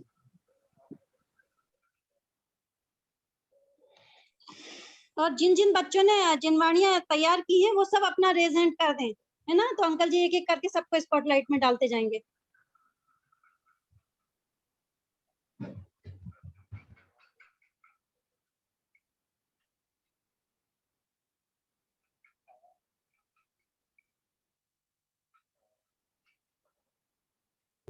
हाँ,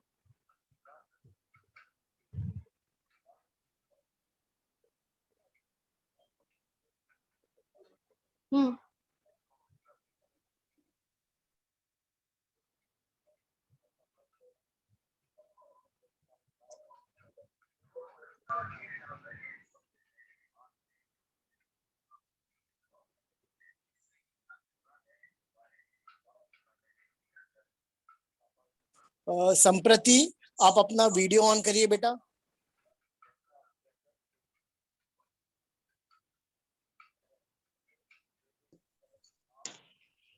जय जिनेंद्र, जय जिनेंद्र, जय जिनेंद्र। जय जिनेंद्र, जय जिनेंद्र। आप अपनी जिनवाणी बताइए, आपने जिनवाणी तैयार की है? मैंने अपनी जिनवाणी पर कवर चढ़ाया है और मंदिर सजाया है। बहुत सुंदर। फिर से वहां थोड़ा वहां फोकस करिए आपकी कैमरे का, जिनवाणी के पास। बहुत सुंदर, बहुत ही सुंदर।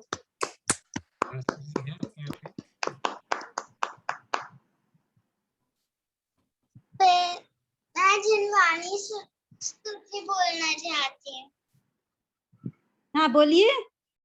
जिन दीन जमे बताए यह अनंत उपकार है, इसके लिए जिनवाणी ना वंदना सत बार है, वंदना सत बार है। जय जिनेंद्र, बहुत सुंदर, आपने बहुत सुंदर सजाया है। आपके लिए बहुत बहुत तालियां। Thank you. Very good. अभी सम्यक आप हैं, आप अपना वीडियो ऑन करें।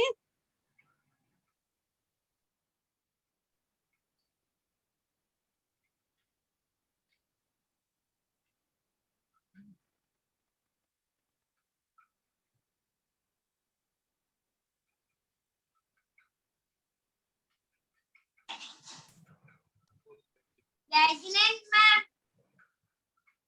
जय जिनेंद्र। थोड़ा थोड़ा और पास में लाएं।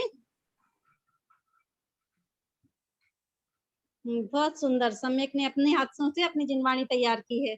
वेरी गुड बेटा, बहुत सुंदर।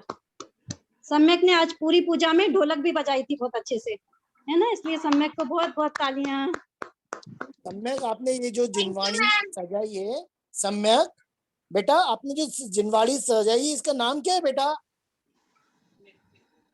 कुछ मालूम है आप? कौन सी है? नित्य पूजा। Very good. आज इसमें से पूजा करी होगी आपने, है ना बेटा? हाँ। बहुत बहुत सुंदर। सेठी जी, आप अपनी प्रतिक्रिया।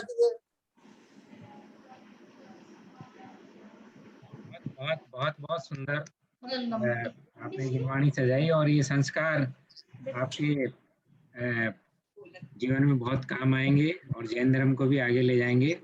बच्चों में जो संस्कार दे रहे हैं आप, उनके लिए बहुत बहुत साधुवाद और बहुत बहुत अनुमोदन। हाँ, आहाना है, आहाना, आहाना अपना वीडियो ऑन करें।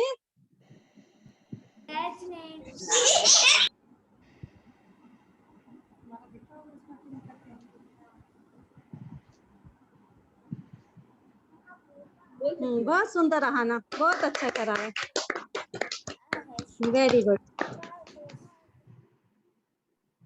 आपको आपकी जानकारी के लिए बताएं, ये आहना और इसकी सिस्टर, ये दोनों चेन्नई से हमारे साथ में जुड़े रहते हैं। हमेशा हर प्रोग्राम में, चाहे वो महावीर जयंती का प्रोग्राम हो, चाहे पाठशाला हो, ये बिटिया आहना की बहन है, छोटी सी, बहुत ही, इसको तो नहीं कितना कितना नॉलेज है, बहुत नॉलेज। आप दोनों 12 भावना की पहली 2 लाइनें सुना दें छोटी बहन के साथ। आहाना 12 भावना सुना, जिसने राजा राणा सुना। बोलो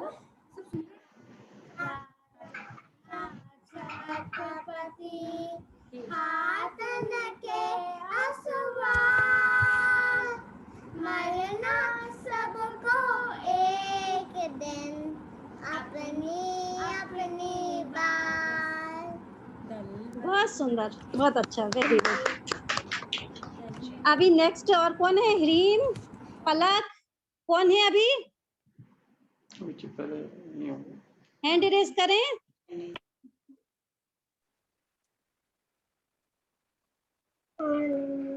मिताक्षी से। हाँ, तो मिताक्ष को वो स्पॉटलाइट कर दो।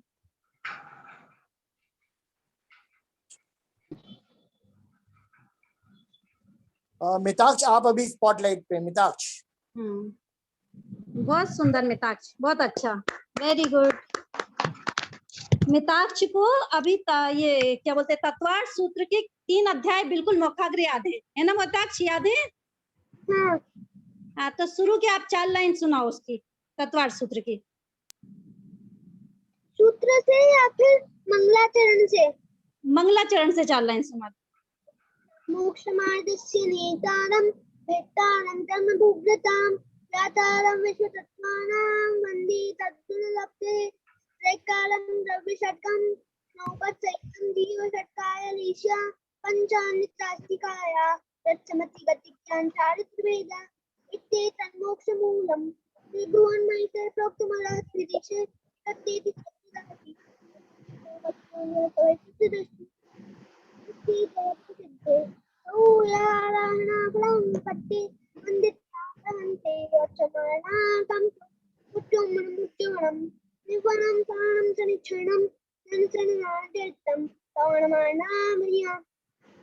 वेरी गुड, वेरी गुड मिताक्ष, बहुत सुंदर, बहुत सुंदर मिताक्ष। ये जो है माता पिता और जो पाठशाला के टीचर, इन सबका कंबाइंड मिश्रण करके जो बच्चे आपके सामने प्रेजेंट कर रहे हैं, ये लोग अपनी स्कूल की पढ़ाई करते हैं, खेलते हैं, परंतु उतना ही धर्म के साथ में भी जुड़े हैं। बहुत ही खारगर दिगंबर जैन समाज में ये जो बच्चे हैं आगे बढ़ रहे हैं, ये देख के बहुत ही खुशी होती है। ये बच्चे हर चीज, रत्नकरण सावकाचार्य या मोक्ष शास्त्र या हर चीज अच्छे से कर रहे हैं। सभी इनके टीचरों को और इनके माता पिता को बहुत बहुत साधुवाद। अभी और किसने हैंड रेज? हाँ, अभी आदेश आपके सामने अपनी वो दिखाएंगे जिनवाणी।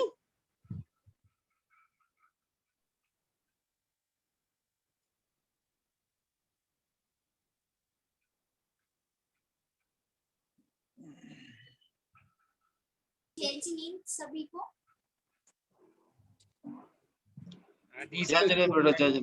आदिश को स्पॉटलाइट में करो ना।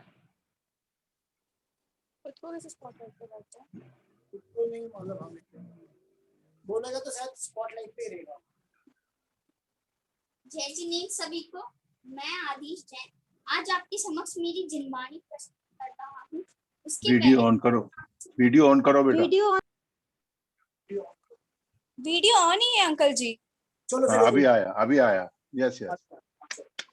जय जिनेंद्र सभी को, आज मैं आदिश जैन आज आप सबके समक्ष एक जिनवाणी दिखा रहा हूँ। इस जिनवाणी को मैंने सजाया है और मैं आपको इसके बारे में कुछ बातें भी बताने वाला हूँ। तो मैं उसके पहले कुछ कहना चाहता हूँ। दर्शनम देव देवस्य दर्शनम पापनाशनम दर्शनम स्वर्ग सुपानम दर्शनम मोक्ष साधन। और भी आता है लेकिन अभी समय बहुत सुंदर, बहुत अच्छा है जिनवाणी सजाई और आपने बहुत। यहाँ 3 लोग का बनाया है, यहाँ ओम, फिर यहाँ साथिया, ये विद्यावाणी है। इसके नाम से ही पता चल रहा है ये विद्यासागर जी महाराज का के प्रवचनों का एक संगठन या समूह है। तो इस जिनवाणी में आपको उनके प्रवचनों का एक समूह दिखेगा। मैंने इसको इस तरह लिखा है कि अगर इसको हॉरिजॉन्टली या वर्टिकली भी करे तो इसका नाम अच्छे से आपको पढ़ने को होए और आप इसको अच्छे से निकाल सकते। बहुत बढ़िया, बहुत सुंदर आदेश, वेरी गुड। अभी अगला कौन दिखाने वाले हैं? अपना हैंड रेज करें।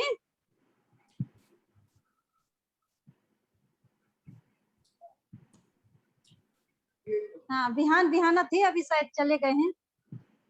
पलक है क्या? पलक, विहाना, रीम, धवल, नव्यांश, अंचित, बच्चे शायद कुछ चले गए हैं अभी। तो है नव्यांश, तो नव्यांश है क्या? नव्यांश है, नव्यांश। आंटी मैंने कुछ तैयार नहीं किया। अच्छा ठीक है बेटा। अच्छा अभी जो है प्रमिला अपना शास्त्र जी दिखाएंगी। इन्होंने भी बहुत सुंदर शास्त्र डेकोरेट किया है।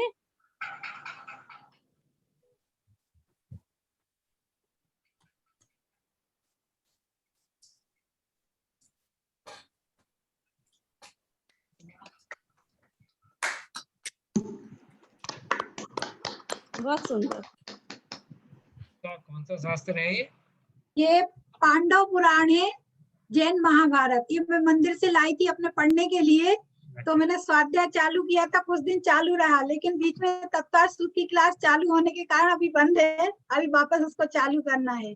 इसका मैंने नियम लिया है कि 1 साल तक पांडव पुराण मेरे को पढ़ के कंप्लीट करना है, अगले शुक्ल पंचमी तक।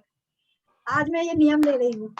बढ़िया, बहुत सुंदर। ऐसे सुंदर जो है वहाँ की लाइब्रेरी है और ग्रंथ जो है संत निवास में, कम से कम ग्रंथों की ऐसी वो सज्जा करो। आज मैंने अपने घर की भी बहुत सारी जिनवाणी को कवर करके रखा है आज। बहुत अच्छा। अभी मैं आद्या जैन से बोलूंगी, वो उन्होंने भी शास्त्र सुंदर तैयार किया है, वो भी अपना शास्त्र दिखाएं। आंटी। हाँ आंटी, मुझे भी दिखाना है अपना शास्त्र। क्या नाम है? खुशी। हाँ खुशी, चलो आप दिखा दो पहले। हाँ आंटी, मेरा वीडियो दिख रहा है? खुशी को स्पॉटलाइट कर देना।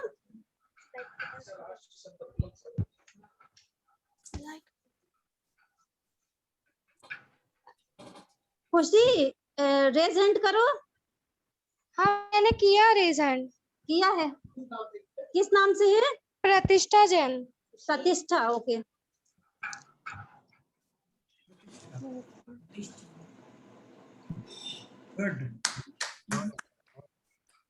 ब्यूटीफुल, बहुत सुंदर है, बहुत सुंदर, बहुत सुंदर, अति सुंदर, बहुत ही प्यारा। अच्छा, बहुत सुंदर, खुशी ने बहुत सुंदर शास्त्र डेकोरेट किया रंग बिरंगा सा। अब इसके बाद खुशी चली गई क्या? यस। नहीं आंटी, यही हूँ। आप बताइए आपने कौन सा शास्त्र डेकोरेट किया है? मैंने जिनवानी। अच्छा जी, पूजन पाठ प्रदीप डेकोरेट किया है, पूजन पाठ का। वीडियो बंद हो गया है इनका। संग्रह। हाँ, वीडियो बंद हो गया है। वीडियो चालू कर अपना।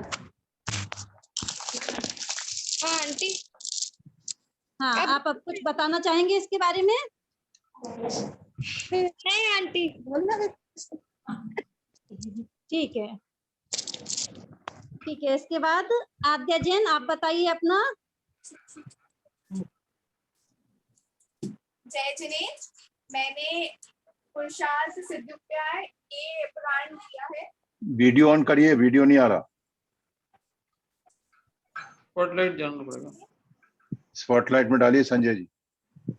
सर मैं अपने मोबाइल पे हूँ, इसलिए तो वीडियो तो दिखना चाहिए भाई।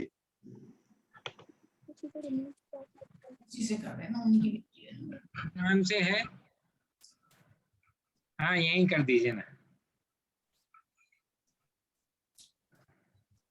यस, हाँ बताइए आद्या जैन। जय जिनेन्द्र, आज मैंने जो पुराण सजाया है उसका नाम है पुरुषार्थ सिद्धोपाय। इसमें इस शास्त्र में बताया गया है कि हम अपनी आत्मा को कर्मों से मुक्त करके कैसे हम मोक्ष जा सकते हैं। मुझे इस शास्त्र को सजाने में बहुत अच्छा लगा। शास्त्र सजाने से ऐसा लगता है कि क्योंकि मैं अभी शास्त्र का अध्ययन नहीं कर सकती पढ़ाई के साथ, पर फिर भी जो अध्ययन कर रहे हैं उनके लिए मैं एक सहायक बन रही हूँ कि उनके शास्त्र अभी सुरक्षित रहेंगे। मुझे शास्त्र सजाने में बहुत अच्छा लगा और मैं हर साल ये करना चाहूंगी। जय जिनेन्द्र। नमस्ते। साथ में मैं इसके साथ ही एक छोटा सा मंगलाचरण बोलना चाहूंगी। नमः श्री वर्धमानाय निर्धूत कलिलात्मने सालोकानां त्रिलोकानां यद्विद्या दर्पणायते। जय जिनेन्द्र। आप सभी की जानकारी के लिए आद्या जैन जब भी समय मिलता है तो मंदिर जी में जो पुस्तकें हैं, जिनवानी है या जो पूजन की किताबें हैं, वो कभी कभी जब भी समय मिलता है अपने घर पे लेके आके उनको कोशिश करती है कि व्यवस्थित कर सके। और उनको ये प्रेरणा नीति आंटी के द्वारा मिली है। तो मैं नीति आंटी को भी साधुवाद करना चाहूंगा कि जो उन्होंने आद्या को इस तरह से योग्य बनाया। संजय जी, ये बात मैं कहना चाहता था। मैंने हर साल देखा है कि वो बिना किसी के कहे हुए अपने आप जिनवाणियों की सुरक्षित रखने के लिए उन पे बाकायदा कवर चढ़ा के उनकी देखरेख करती है। ये बहुत अच्छी भावना है। आपने अच्छे संस्कार दिए हैं बेटी को। इसका पूरा श्रेय नीति आंटी को जाता है, क्योंकि उनकी प्रेरणा, उनकी बातें जो टीचर की, गुरु की जो बातें होती है, जो प्रेरणा देते हैं, वो ज्यादा अंदर तक जाती है। तो इसलिए हम पूरा श्रेय जितना है नीति आंटी को देना चाहेंगे। उसके साथ में आदिश भी साथ में रहता है। तो दोनों लोगों को नीति आंटी ने बहुत अच्छे से प्रेरणा दी है। और आद्या चाहती है कि पाठशाला के जो भी बच्चे रहे कुछ गाइडेंस लेना चाहे और साथ में काम करना चाहे तो वो मंदिर जी में डेफिनेटली आए और ये काम करें। बहुत ही सुंदर शास्त्र सजाया है आध्या ने, आदिश दोनों ने बहुत ही सुंदर शास्त्र सजाया है। नीति आंटी नहीं आई क्या? नीति आंटी शायद नहीं है। मैंने हाथ हैंड रेज करके रखा हुआ है। तो हाँ, अब मैं क्षमा को बुलाना चाहूंगी। क्षमा अपना शास्त्र दिखाएं। उन्होंने भी बहुत सुंदर शास्त्र सजाया है।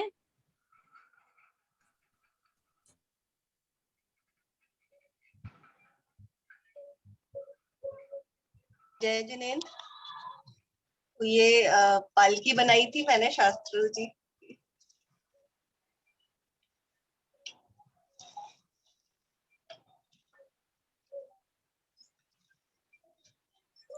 ये तत्वार्थ सूत्र मोक्ष शास्त्र है, संस्कृत में लिखा गया ये पहला ग्रंथ है।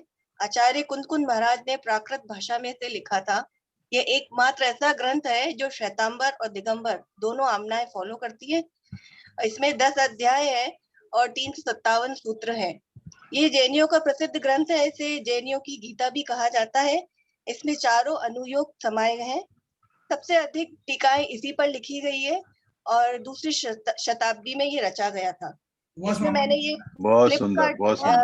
ये एक फ्लिपकार्ट भी है, तो इसके अंदर मैंने बताया है कि तत्वा सूत्र में किस किस बारे में वर्णन किया गया, जैसे सम्यक दर्शन, सम्यक ज्ञान, सम्यक चारित्र, जीव तत्व, अधोलोक, मध्यलोक, ऊर्ध्वलोक, अजीव तत्व, श्रावकाचार, आश्रव, बंध तत्व, संवर, निर्जरा और मोक्ष। उमा स्वामी के द्वारा लिखा है क्षमा। बहुत सुंदर, बहुत ही अच्छा, बिल्कुल स्पेशल बनाया है क्षमा ने। बहुत और सुंदर। एक ये भी लिखा है, नमोकार पढ़ो तो चेहरा रोशन हो जाए, कितनी दिलकश है सिद्ध भगवान की बोली, अमल करो तो जिंदगी संवर जाए। वाह, बहुत सुंदर, बहुत ही सुंदर। क्षमा के लिए बहुत बहुत अनुमोदना कि छोटे बच्चे के साथ रह के भी इतना कर लेती है, बहुत बड़ी बात है। बहुत बहुत अनुमोदना क्षमा। बहुत सुंदर बनाया है, एकदम अलग हटके बनाया है और बहुत सारा उसमें वो कोटेशन भी डाले हैं। बहुत सुंदर, बहुत ही सुंदर पालकी भी बनाई है। मेन बात तो ये है, आइडिया भी नया है, नया आइडिया। अभी मैं राजश्री को बोलूंगी। राजश्री ने भी बहुत सुंदर शास्त्र डेकोरेट किया है, वे भी अपना शास्त्र दिखाएं। अचानक से लग गई मिनट। सभी को मैंने ये श्रेणिक चरित्र सजाया है जो मैं मंदिर से पढ़ने के लिए लाई थी, और इसमें मैंने सिद्ध, अरिहंत, उपाध्याय और साधु ये दर्शाए हैं इसमें। बहुत सुंदर, बहुत अच्छा बनाया है। कलर कॉम्बिनेशन भी बहुत सुंदर है, बहुत सुंदर। अभी आप लोग तो कंपटीशन वाले काम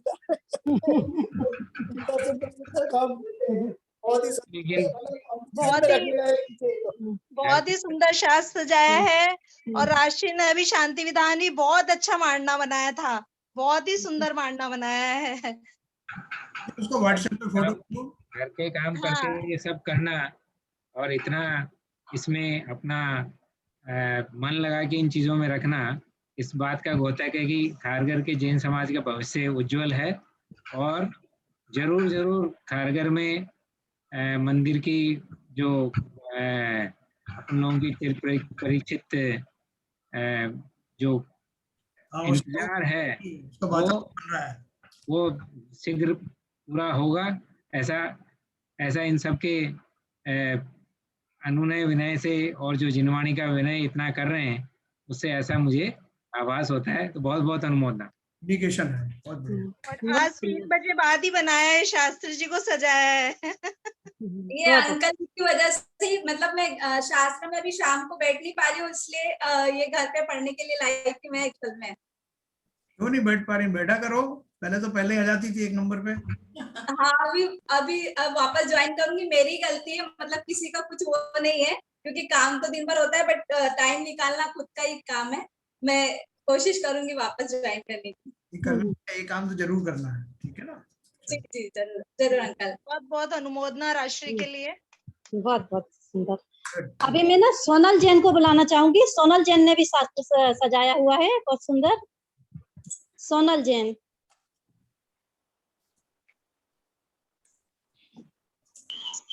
आप सभी को जय जिनेन्द्र। स्पॉटलाइट करना है इनको, सोनल जैन को। शास्त्र मैंने ना उसके पूरे कवर चढ़ाए हैं।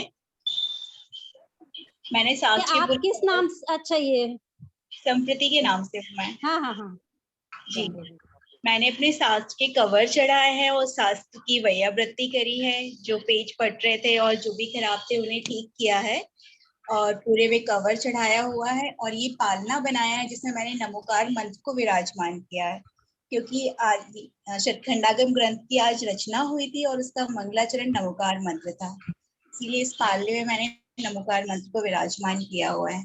बहुत बढ़िया, बहुत ही सुंदर, बहुत ही अद्भुत बनाया है। एकदम देखते हुए बहुत सुंदर दिख रहा है, बहुत सुंदर। श्रृंखला है जिसमें संयम प्रकाश, मोक्ष मार्ग प्रकाशक, समय सार, रत्नकरण श्रावकाचार और 24 तीर्थंकर महापुराण है। इसमें मैंने रत्नकरण श्रावकाचार का स्वाध्याय कर चुकी हूँ। मोक्ष मार्ग प्रकाशक और संयम प्रकाशक अभी चालू है मेरा स्वाध्याय। बहुत सुंदर, बढ़िया। जय जिनेंद्र, आपका स्वाध्याय ऐसे ही अच्छे से चलता रहे और ऐसे ही सुंदर सुंदर आप शास्त्र सजाते रहे आगे भी, यही हम कामना करते हैं।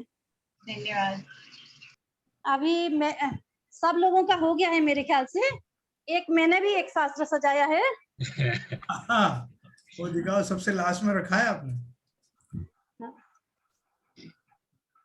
स्पॉटलाइट पे डाल दो। मैंने आज ही बनाया है। इसमें ये जिनवाणी सुधा सागर करके शास्त्र है और इसमें मैंने एक मंदिर बनाया है और उस मंदिर में ये मेरे मन का ही मंदिर है, जैसे इसमें अरिहंत भगवान को विराजमान किया है और ऊपर ओम बनाया है। बहुत बढ़िया, बहुत बढ़िया, गुड। बहुत सुंदर ऋतु, शीघ्रता से ही तुम्हारी मनोकामना पूरी हो। जल्दी से खारघर में मंदिर का निर्माण हो। हाँ, सही कहा। हाँ, सभी यही भावना करते हैं, जल्दी से जल्दी खारघर में मंदिर का निर्माण हो, शिखरबंद मंदिर का। अभी हम सभी बच्चों ने बहुत सुंदर सजाया है। जिन्होंने भी शास्त्र तैयार किए हैं वो सब अपने अपने शास्त्र 7 शास्त्रों की एक फोटो व्हाट्सएप पे डाल दें।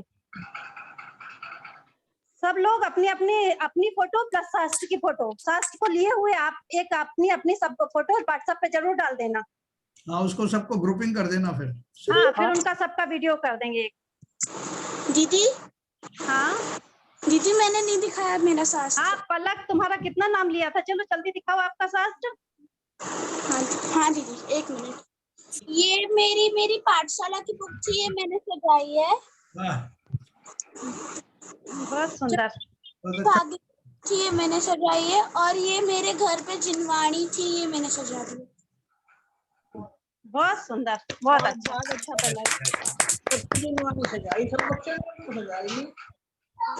छोटे छोटे बच्चे श्रृंखला को आगे बढ़ाएं, सब शास्त्र को सजाएं, उनकी देखरेख करें, यही सभी लोग चाहते हैं ना। तो इस काम को आपको केवल आज के नहीं, हमेशा ध्यान रखना है ना।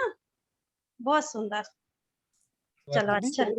अभी कोई हो जिन्होंने शास्त्र सजाया है और जो दिखाना चाहते हैं वो आ जाएं, वो बताइए। कोई और है क्या?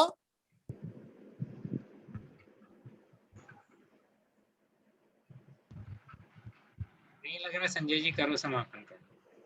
चलिए, अभी कोई नहीं दिख रहे हैं तो सभी लोगों ने, बच्चे से लेके बड़ों ने बहुत सुंदर शास्त्र सजाए हैं। बच्चों ने अपनी प्रतिभा के हिसाब से बहुत कुछ सोचा और आगे बढ़ाया। भाभी लोगों ने तो मास्टर हैं ही, उन्होंने बहुत ही सुंदर तरीके से नॉवेलिटी एक अलग अलग थीम पे तैयार किया है। बहुत ही सुंदर शास्त्र सजाए हैं। और जिस हिसाब से सेठी जी ने बोला कि शीघ्र जैसे लोगों की भावना है कि शास्त्र के माध्यम से, जिनवाणी के माध्यम से उनको जो भाव दिख रहे हैं, उससे मंदिर जी जो हमारे शिखरबंद मंदिर जी, जो हमारी एक स्वप्न है और जो साकार शीघ्र ही हो सकता है, जिस हिसाब से लोगों ने प्रयास किया, अथक प्रयास किया। तो मैं अंतिम में ऋतु जैन से बोलूंगा कि सभी को धन्यवाद प्रस्ताव करके कंप्लीट करें। सभी के शास्त्र बड़े अच्छे हुए, बड़ा सुंदर लगे। बहुत बहुत धन्यवाद सबको। बहुत बढ़िया, सबने बहुत अच्छी अटेम्प्ट किया। सभी के शास्त्र बहुत अच्छे थे, सबके बहुत ही अच्छा प्रोग्राम रहा, बहुत ही अच्छा लगा। अच्छा प्रोग्राम। जय जिनेंद्र। तूने बहुत मेहनत की हुई, सबको स्पेशली थैंक्स। अंकल जी, सब लोग बहुत अपने खारघर समाज में सब लोग बहुत एक्टिव हैं और बच्चों के माता पिता भी बहुत ज्यादा तैयार रहते हैं बच्चों को हर चीज सिखाने के लिए, करने के लिए। बहुत अच्छा समाज है और बहुत अच्छा चल रहा है। बस एक मंदिर और आ जाए अच्छा तो बहुत ही अच्छा हो जाए। जैन साहब का, ऋतु जी का और सबको और विनोद बहन जी का, सबके लिए बहुत बहुत अनुमोदना और बहुत बहुत साधुवाद। आज का कार्यक्रम जो ज्यादा लोग ज्वाइन नहीं कर पाए, 45 के आसपास पार्टिसिपेट रहे, लेकिन फिर भी मेरे हिसाब से जो डेली संख्या रहती होगी 30 के आसपास, उसमें 15 की वृद्धि हुई। लोगों ने थोड़ा श्रुत पंचमी के बारे में जानकारी प्राप्त की। तो सबके लिए आपको बहुत बहुत धन्यवाद और साधुवाद। जय जिनेंद्र। आपका भी धन्यवाद सर। बहुत धन्यवाद।